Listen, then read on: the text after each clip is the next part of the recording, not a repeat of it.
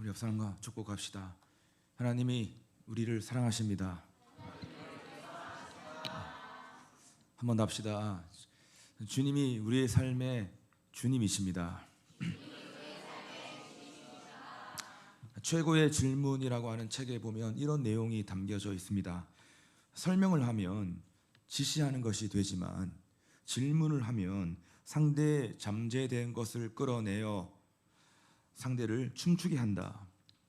질문은 관계이며 동기부여의 원천이고 또한 인격이다.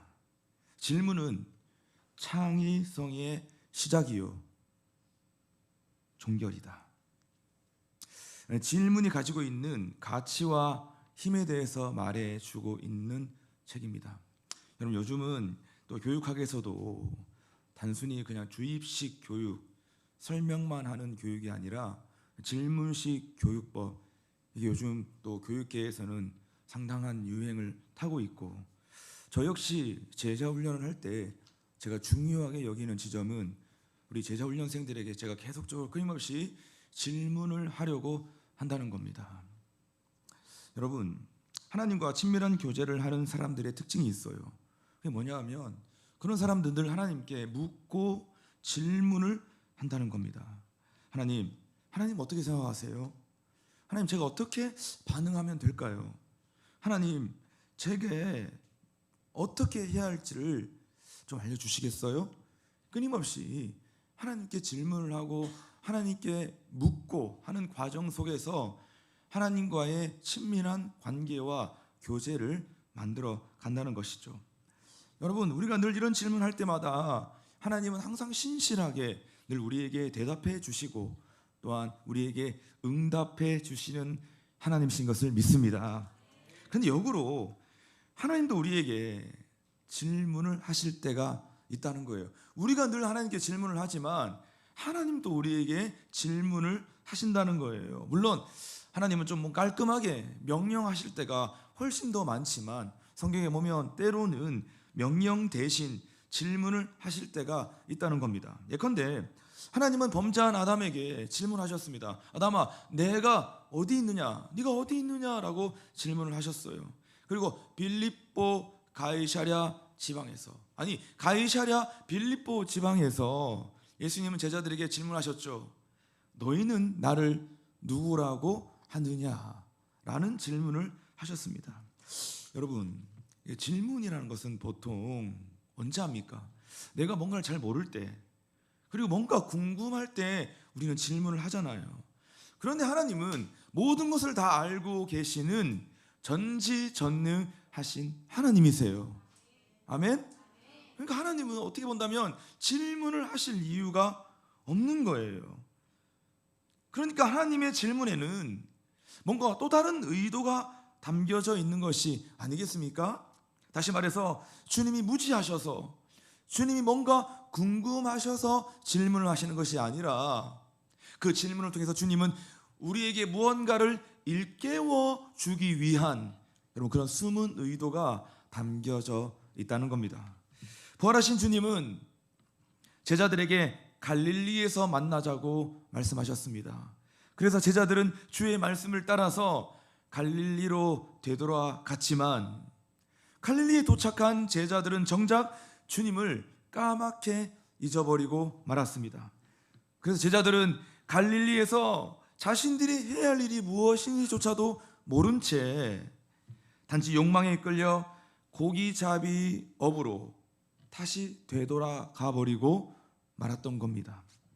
자, 제자들이 지금 열심히 물고기를 잡고 있는 그 갈릴리 바닷가에 부활하신 주님이 나타나셨습니다.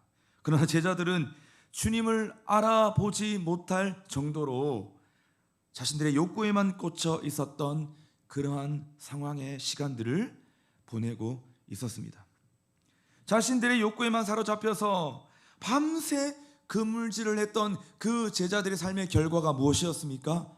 그야말로 처참한 참담한 실패였습니다. 물고기 한 마리도 잡지 못했던 상황이었던 거예요.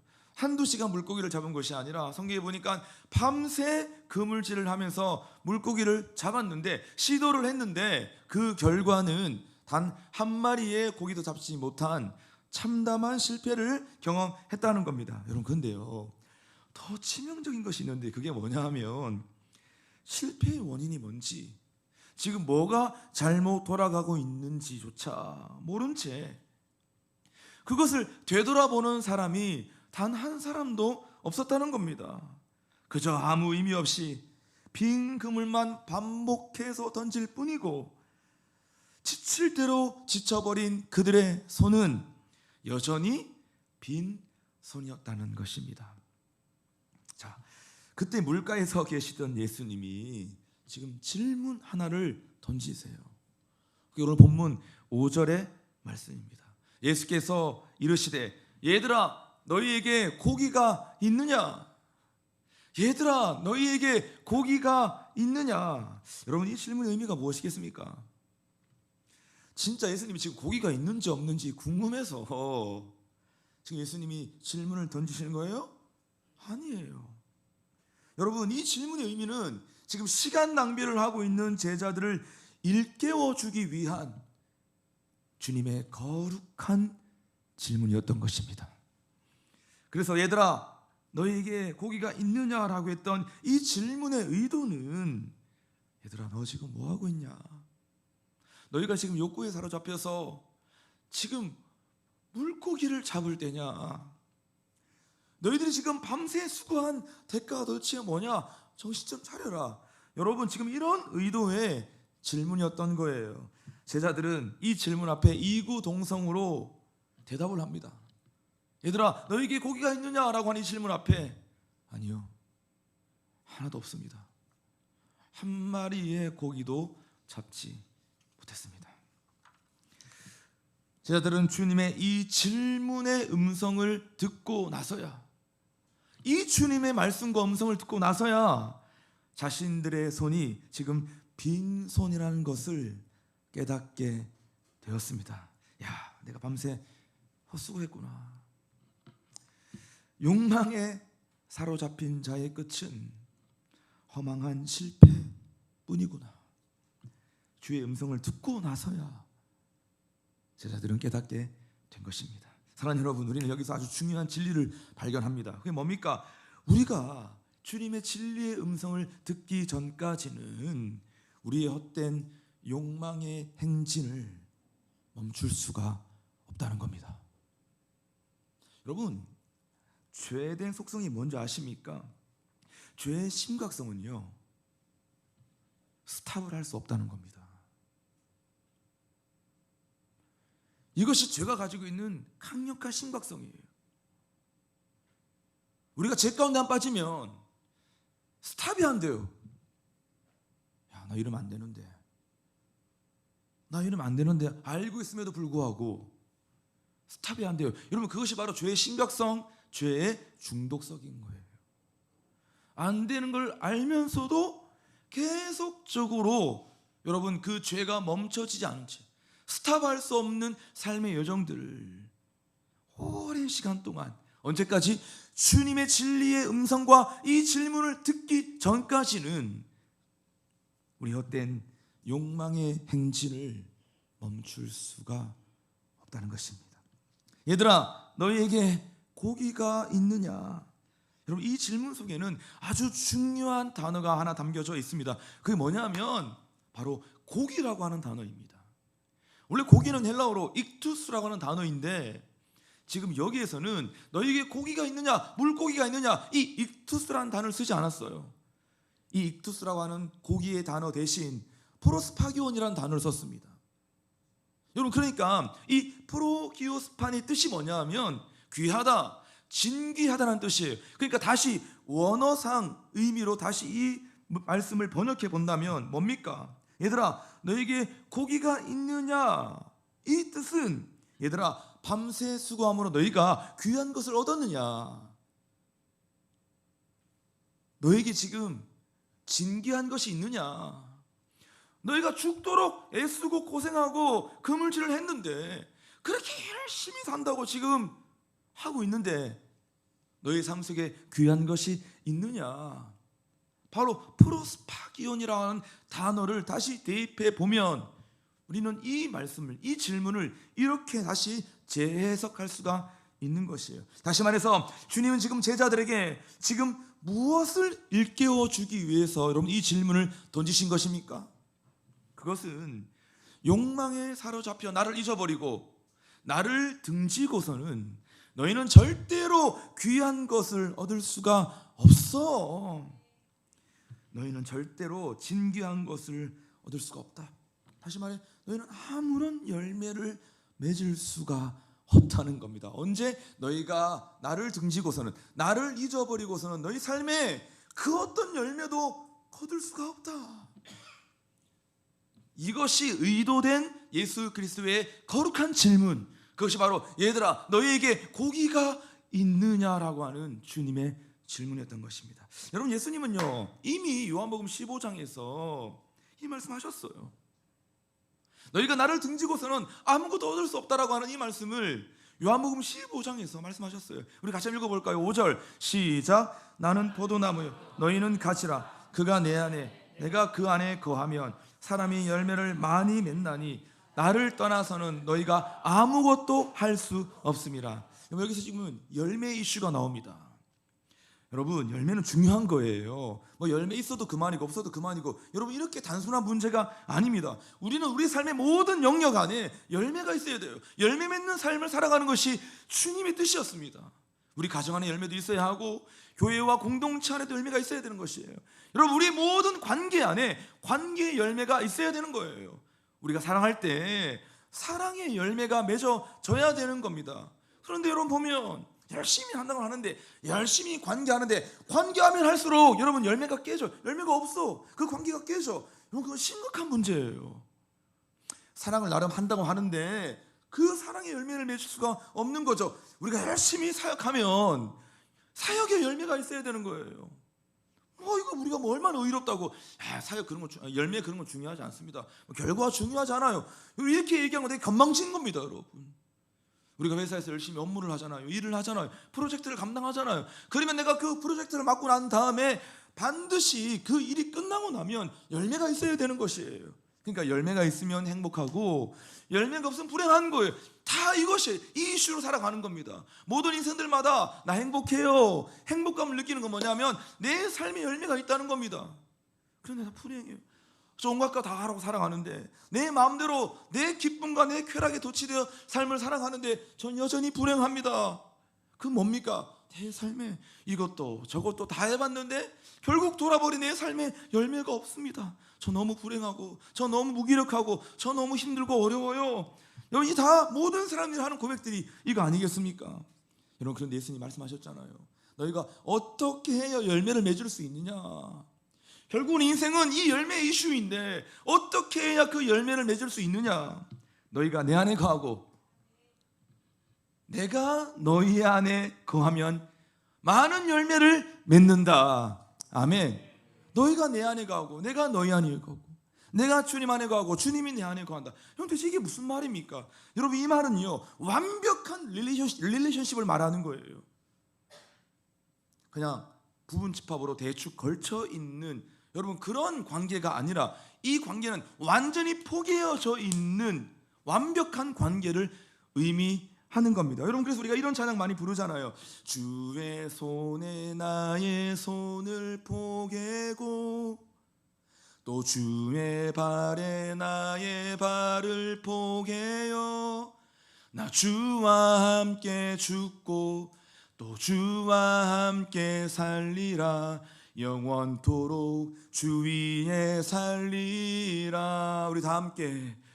주의 손에 나의 손을 포개고 또 주의 발에 나의 발을 포개어 나 주와 함께 죽고 또 주와 함께 살리라.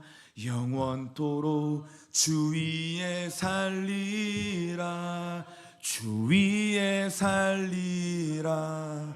여러분, 주님이 말씀하시는 구원은 이 관계를 의미하는 거예요. 주께서 말씀하시는 기쁨은 이 관계를 말하는 거예요. 이 요한복음 15장은 결국은 기쁨과 사랑과 구원을 말하는 것이거든요. 그러니까 여러분, 우리가 좀 이 구원을 좀 더 깊은 차원으로 묵상해 본다고 한다면 그것은 무엇을 말하는 것이냐 하면 단순히 주님과 내가 그냥 걸쳐있는 부분집합의 관계가 아니라 이것은 완전히 포개져 있는, 내가 주님 안에 거하고 주님이 내 안에 거하시는 여러분이 완벽한 관계, 이것이 지금 요한복음 15장에서 말씀하시는 기쁨이에요. 사랑이에요. 결과적으로는 그것이 구원이다라고 의미하고 있는 주님의 신학적 의미가 여러분 담겨져 있는 것입니다. 여러분, 그러니까 우리가 언제 많은 열매를 맺냐 하면 내가 주님 안에 거하고 주님이 내 안에 거하는 그 삶, 완전히 포개져 있는 그 삶을 살아갔을 때 우리는 인생의 크고 작은 많은 열매들을 경험할 수 있다. 그러므로 너는 나를 떠나서는 너희가 아무것도 할 수 없음이라. 아멘. 같이 해볼까요? 나를 떠나서는 너희가 아무것도 할 수 없음이라. 사랑하는 여러분, 우리는 길이요 진리요 생명 되신 주님을 떠나서는 아무것도 할 수가 없는 유한한 존재임을 믿으시기를 바랍니다. 이거 아는 사람이 진짜 예배자로 살 수 있는 거예요. 이거 정말 알고 있는 사람이 진짜 신앙으로 살아가는 거예요. 야, 그렇지. 내가 밤새 수고해봐야, 죽도록 갈아 넣어봐야 열매 없는 인생인데, 내가 주님 안에 거하고 주님이 내 안에 거해야 내가 열매를 맺지. 내가 주를 떠나서는 아무것도 할 수 없지. 맞아. 그러니까 내가 예배해야지. 그러니까 내가 기도해야지. 내가 주님 바라봐야지. 내가 주님을 등지면 안 되지. 내가 주님을 잊어버리면 안 되지. 항상 여러분, 이러한 묵상이 우리의 삶 가운데 회복되어야 하는 것입니다. 말씀을 마무리해 보겠습니다. 공허하고 의미 없는 그물질을 반복하고 있는 우리들을 향해서 지금 부활하신 주님은 우리에게도 거룩한 질문을 던지고 계십니다. 얘들아, 너에게 고기가 있느냐? 얘들아, 너에게 고기가 있느냐? 얘들아! 이 얘들아라는 단어는 어린아이들아라는 단어예요. 파이디온. 지금 어른들한테, 성인들한테 이 철부리시더라 그렇게 부르는 거예요. 너희가 나이만 먹었지, 너 정말 철이 있냐? 지금 그 단어를 썼어요. 파이디온 이러면서 어린아이들아, 너희가 뭐 지금 차세대냐? 다음 세대 아이들이냐? 너희가 귀한 것을 얻고 있느냐? 우리는 이 질문에 대답을 해야만 합니다. 없습니다. 주님, 하나도 없습니다. 죽도록 야근하고 살아가는데 정말 내 삶을 돌이켜보면 삶의 열매, 인생의 열매가 없는 것 같습니다.